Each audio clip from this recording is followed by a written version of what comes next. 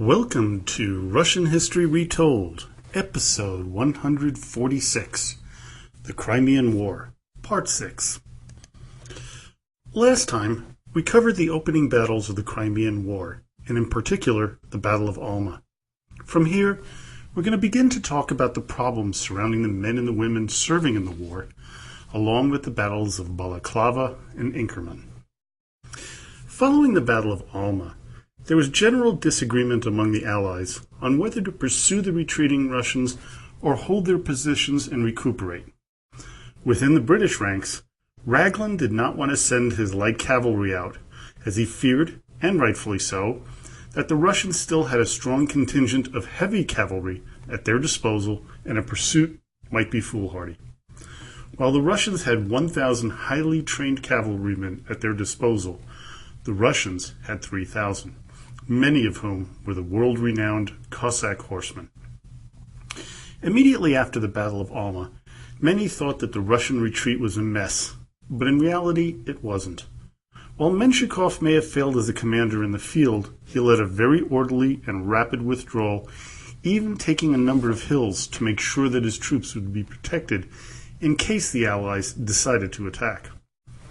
Unfortunately, the men were still within artillery range of the Allies, who hit them ferociously. As Captain Chodasiewicz would say, quote, "We passed numbers of unfortunate men who cried out to us for help we could not give them. Some asked for water to quench their intolerable thirst, while others begged hard to be put out of their agony by a speedy death. These sights and sounds had a very visible effect on the morale of the men, as they saw how little care was taken of them when they most required it. They exclaimed amongst themselves while passing through these horrors, 'Happy is he whom a merciful providence permits to die on the field of battle.'" It was at this point that the Allies, and had they attacked in force, they would have broken the Russian lines and may have won the war without taking Sevastopol. But the French, under the terminally ill Saint-Arnaud, refused to continue, claiming extreme fatigue. Vice Admiral Vladimir Kornilov of the Russians was aghast at what he found following the battle. Quote, "There were neither hospitals nor field dressing stations, nor even stretcher bearers, and this explains the large numbers of wounded left on the field of battle." The exhaustion after the Battle of Alma was pretty substantial, as you might imagine, by all. So those, especially within the British, who wanted to continue the attack, may have been foolhardy. Now, they may have won the war there, but chances are the men were all too tired to continue. Now, the Russians were very lucky to have escaped that day. For the next few days, though, the French continued in their refusal to pursue, frustrating Raglan and his officers.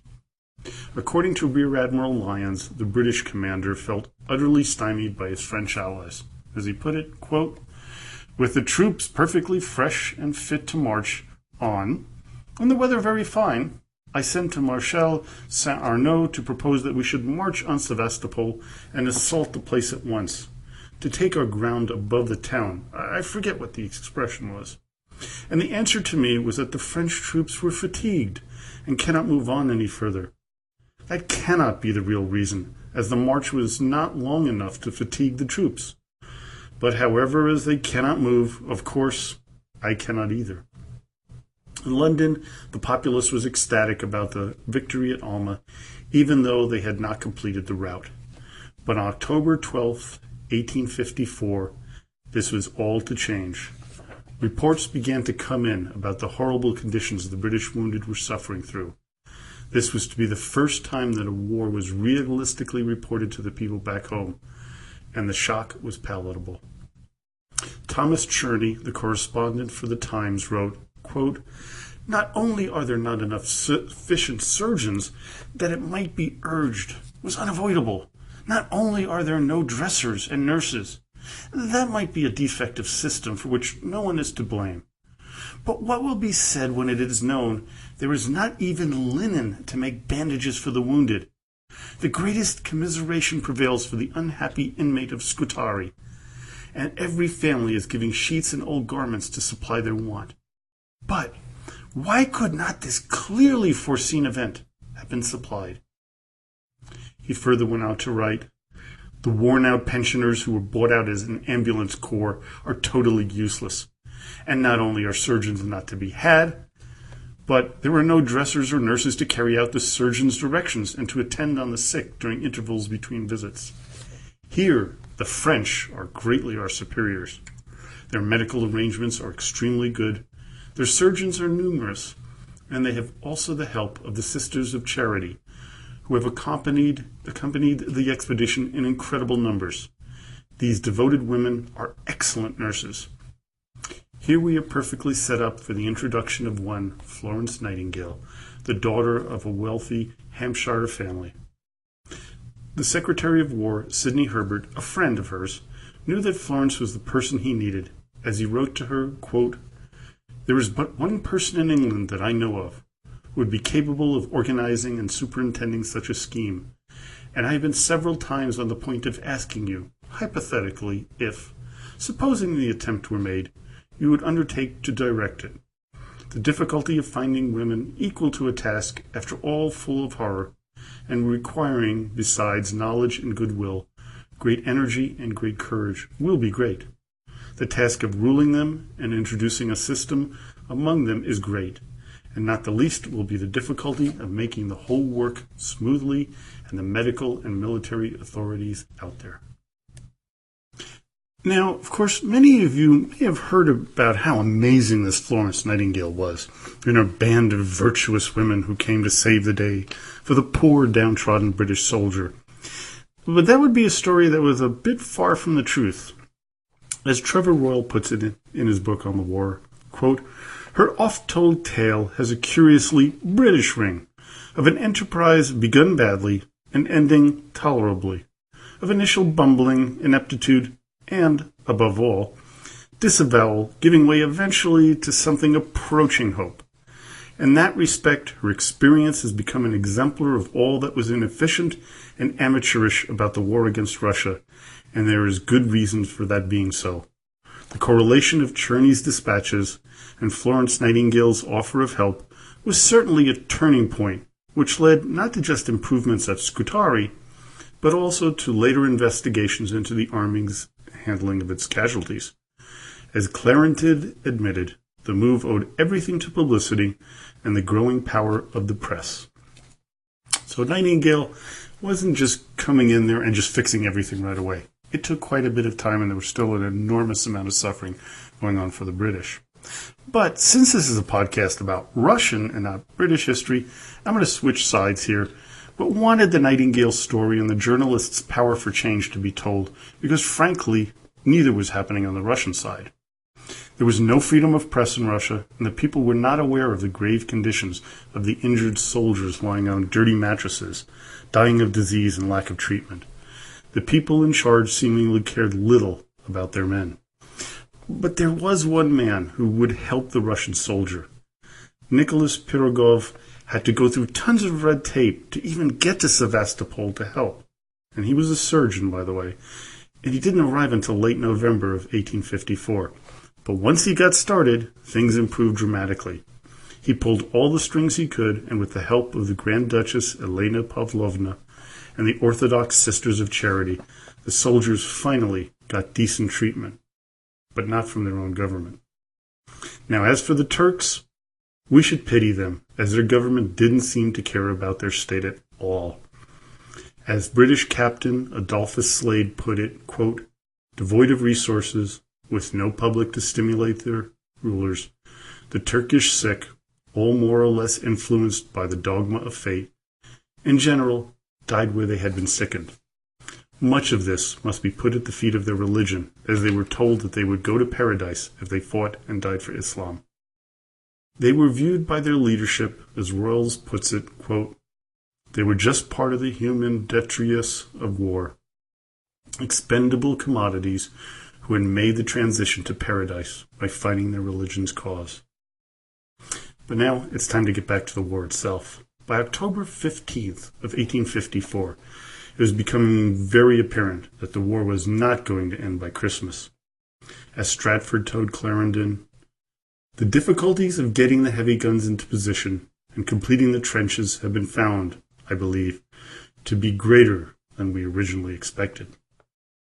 The Russian side was no better.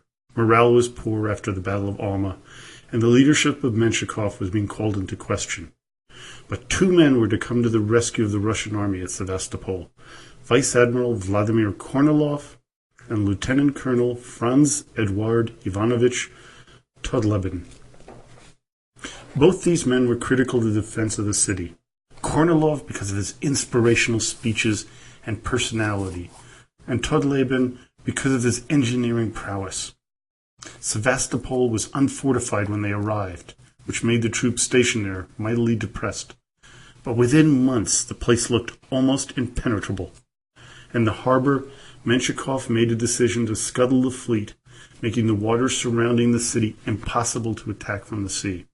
So he basically sunk the ships where they stood so that they would clog up the harbor. They used the guns from the sunken ships to man the walls. Also, all the sailors no longer in the Navy were now available to help fight the siege.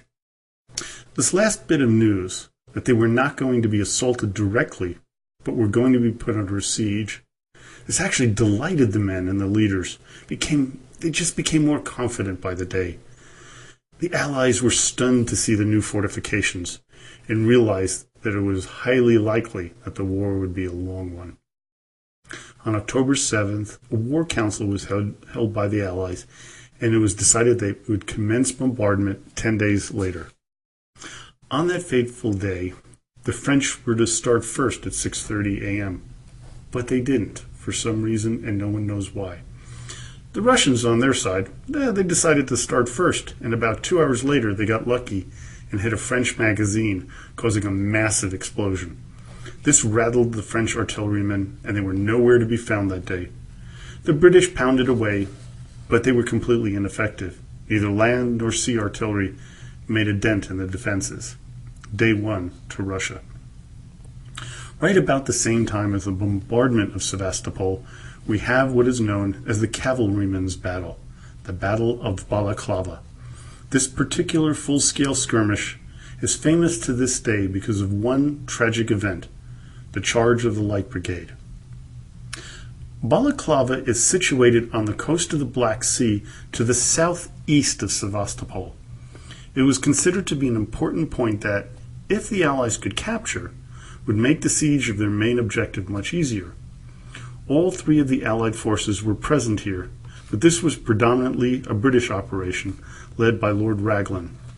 There were French troops, but the majority of them were in Crimean, a port to the west of Sevastopol. The noose was tightening on the Russians, but any thought of a quick end to hostilities would be put to a halt here at Balaclava. The thought was that an assault from the north on Sevastopol would be suicide, as the Russians had heavily fortified there. Raglan, Count Robert, who replaced the deceased St. Arnaud, and the chief military engineer for the British, Field Marshal John Fox Burgoyne, were all in favor of using a southern assault, as Burgoyne saw that the Russians had not completed their fortifications on the southern flank. Now, if you're wondering, is this Burgoyne any relation to General Burgoyne of the American Revolution fame? And if you guessed yes, you would be right. He was the illegitimate son of General John Burgoyne and the opera singer Susan Caulfield. He was a veteran of the French Revolutionary War, the Peninsular War, and the War of 1812. His position in Crimea was as an official advisor to Lord Raglan. He understood that if the Allies were to take their target from the south, they would be there a while. Burgoyne's advice was sage, but it meant that the war would drag on for a while. The British created a base of operations in Balaclava and intended on using it to reinforce their troops as they moved towards Sevastopol. This was to be a bit of a mistake, as the port there was hard to maneuver in and smaller than what they really needed. The Russians, for their part, were in a defensive mode, but Menshikov was ordered to prepare to attack the British instead of just using a static defensive posture.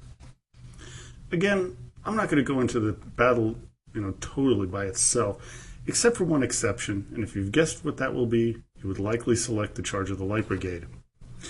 As an added attraction, I'll be putting out a slapshot edition of the podcast shortly, the first one in a few years. On that one, I will be reading two of Lord Alfred Tennyson's poems, The Charge of the Light Brigade and The Charge of the Heavy Brigade, as well as the far lesser known The Last of the Light Brigade by Rudyard Kipling. For the most part, the Allies vastly underestimated the strength of the Russians at Balaclava. They believed that it would be another Alma, and it would have, had they planned better, and not wasted men in unnecessary charges.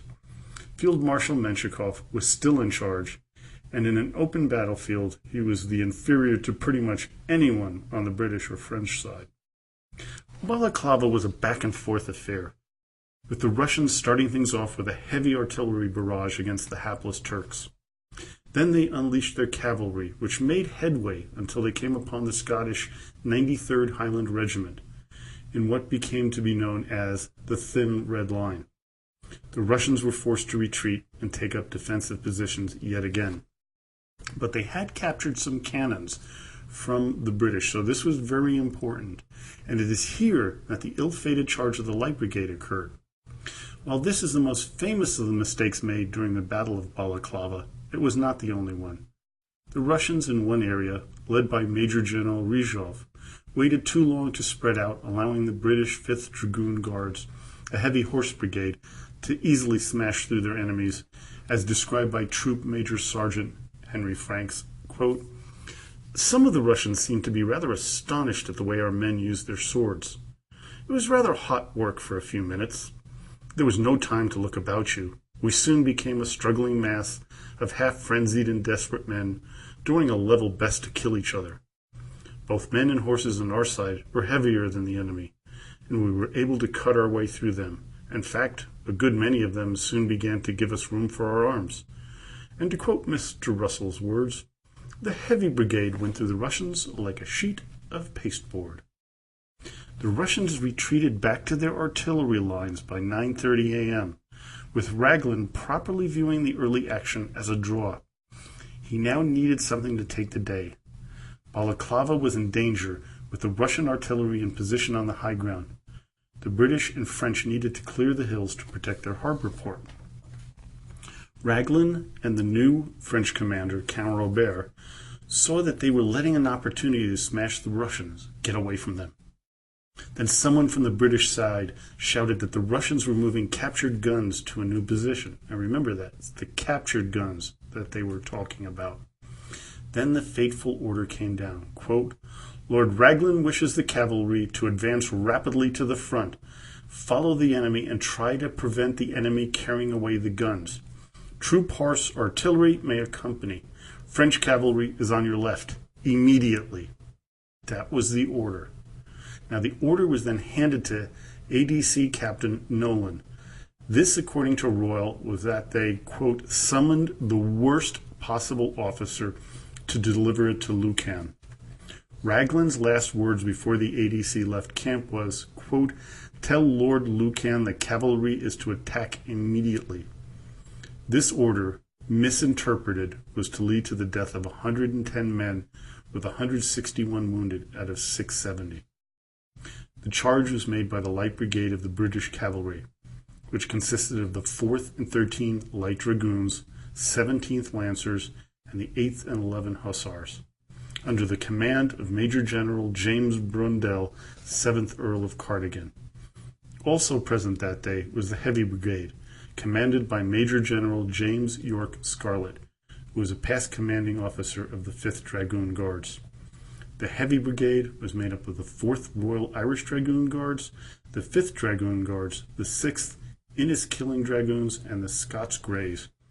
The two brigades were the only British cavalry force at the battle. When Nolan came to give Lucan the orders, the Lieutenant General asked him, "Attack, sir? Attack what?"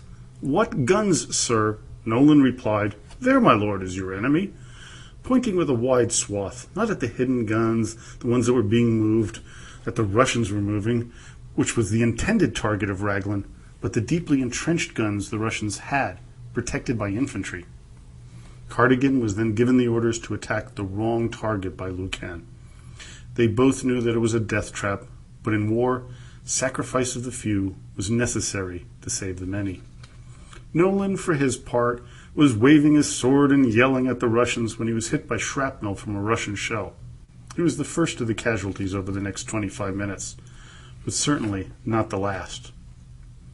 Much to their credit, the Light Brigade made it through the blistering fire and managed to kill a number of artillerymen, but they were trapped and were forced to retreat through the same lines they came in, thereby increasing the carnage. The reporter William Howard Russell saw what had occurred and reported on it in the London Times. The loss of the Light Brigade, and by the way, almost 400 horses were killed or captured, was just too much to bear for Raglan, and they pulled out. The Russians viewed the Battle of Balaclava as a victory, but in reality it was really a stalemate. In the aftermath, Lucan was sacked because of his misinterpreting the orders. Now next up is the Battle of Inkerman. This one is known as an infantrymen's battle. On October 26th, the Russians attacked the British but were repelled by Captain Goodlake and his men. The skirmish would be known as Little Inkerman. The Battle of Inkerman, had it been successful for the Russians, would have given them the mountain known as the Cossack Mountain to the Russians and Mount Inkerman to the Allies. With that, they would have controlled the area and might have been in such a strong position that the Allies might have lost the war. Menshikov had reinforcements sent to him, so by this point he had 107,000 men at his disposal, many of whom were really fresh troops. The Allies had 70,000, most of whom were shell-shocked or ill. Tsar Nicholas and the War Ministry were itching for a fight and wanted the siege of Sevastopol to be broken. To make sure that Menshikov would attack the Allied lines and not sit back in a static defense, the Tsar sent two of his younger sons to monitor the situation. The numbers and the position in the field were all in Russia's favor. Unfortunately, the leaders were poor military men. When the men from the 10th and 11th Divisions arrived from Bessarabia, they were unfortunately led by General P.A. Dannenberg. Menshikov asked his superior Gorbachev to, as Wills puts it, quote, to send the soldiers but not their commander, and had received the dusty response that he could not have the benefits of the former without the disadvantages of the latter. Menshikov remembered that exactly 1 year earlier, on November 4th, 1853, Omar Pasha defeated Dannenberg's forces at Oltenitsa in southern Romania. Why would the Russians put a man in charge of large forces in such a critical battle? Well, Dannenberg was a veteran of the Napoleonic conflict and had enough cachet within the War Department in St. Petersburg to ensure his status. Unfortunately, also for the Russians, Kornilov, one of the most able-minded military men, had just been killed in action. The plan drawn up by Menshikov was the one, had it been adhered to by his generals in the field, would have likely ended up in a Russian victory and would have changed world history. But it was so complex, it would have been almost impossible for the generals and the men in the field to have successfully pulled it off. The Russians prepared for battle by beginning to move into position, starting at around 2 a.m. It had rained the day before, and a fog began to form, which was to add to the confusion of missed and incorrect orders that was to be the call of the day. The fighting that day was hand-to-hand, with bayonets used as much as rifle fire. As Hamley puts it, quote, on our part, it was a confused and desperate struggle. Colonels of regiments led on small parties and fought like subalterns, captains like privates. Once engaged, every man was his own general. The enemy was in front and must be beaten back. The tide of battle ebbed and flowed, not in waves, but in broken, tumultuous billows. At one point, the enemy might be repulsed, while, at a little distance, they were making the most determined rush. To stand on the crest and breathe a while was to put our men no rest, but far more trying than the close combat of infantry, where there were human foes with whom to match and prove strength, skill, and courage, and to call forth the impulses which blind the soldier to death or peril. The Battle of Inkerman was a disaster for the Russians. 10,729 men were either killed, wounded, or captured. The British and French completely lost 610 men killed and 1,610 wounded. The Allied leaders blamed Raglan for not pressing for a more decisive victory, but in reality there was little he could have done given the conditions on the field. For Menshikov, having the Grand Dukes there was not a good thing for him, as they blamed the Field Marshal for the defeat. They wrote to the Tsar, quote, "Staggering though it is to relate, Menshikov had no headquarters at all. Just 3 people who work at those duties in such a fashion that if you want to know something, you are at a loss to know whom to ask." Menshikov, for his part, blamed the superior arms of the enemy and the arrivals of French reinforcements. Bickering amongst the Russian generals, each blaming the other, did nothing to improve morale. Now, lest you think it was just the Russians who were complaining, no, it was both sides were finger-pointing, and that worsened morale for the Allies despite their apparent victory. Then came the one constant that you have to talk about with any war in Russia that lasts for a while. And you might have guessed it, winter began to set in. While winter in the Crimea is nothing like the northern reaches of Russia, it was still a problem as the Allies were not prepared for it. They believed that the war would have been over by Christmas, which, as I said before, was a highly optimistic point of view. Creature comforts for the men of the Allied armies would be long in coming. Then, on November 14th, a storm struck the Crimea, and with it the men were to suffer from horrible conditions. And this was no ordinary storm. This was a massive one. As one of the officers of the Highland Brigade put it, quote, "All the tents fell in about 3 minutes, and some the poles broke, and others the pegs drew. As to mine, the wind rushed in at the door and split it right up. So my servant and I spent an hour lying on the wet canvas to keep it compactly down and to prevent the household goods from being blown away. Just at the first destruction of the tents, the air was loaded with all sorts of articles, Highland bonnets, shoes, chairs, bits of wood, and all the papers and news were official in the camp." Next time, we're going to cover the aftermath of Inkerman, and I'm going to talk a lot about this storm and what happened afterwards. It was just a disaster, especially for the British, and to a lesser degree for the French and the Turks. And we're also going to talk about the intense suffering that was involved when they weren't even fighting. So while I hope you enjoyed today's podcast, I'm going to be posting some pictures of the battles of Balaclava and Inkerman on my blog site in the next few days at www.russianrulershistory.com. While you're there, if you can, donate to the podcast to help cover the expenses. Additionally, don't forget to stop by Facebook and join us at Russian Rulers History. So now, as always, до свидания и спасибо большое.